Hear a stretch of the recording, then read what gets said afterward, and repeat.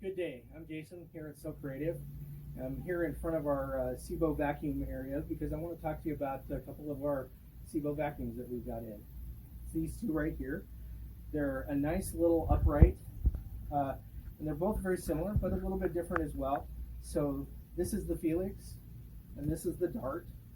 And first off, one of the things I want to point out that's a little bit different between the two, and you can see kind of, if you go down to the bottom, is this one actually has this attachment that comes with it. The Dart does not have this attachment, unfortunately, but that's okay. But this one, this attachment comes with it. And why would you want this attachment, you say? Well, this attachment does not have a brush roll on it. So this attachment will allow you to do your bare floors very easily without having a brush roll turned on that you are afraid that's going to damage your bare floor. Especially if you've got nice hardwood floors. You may not want that brush roll causing any damage to that nice finish on your hardwood floors. So this is a great attachment, and that comes with this Felix.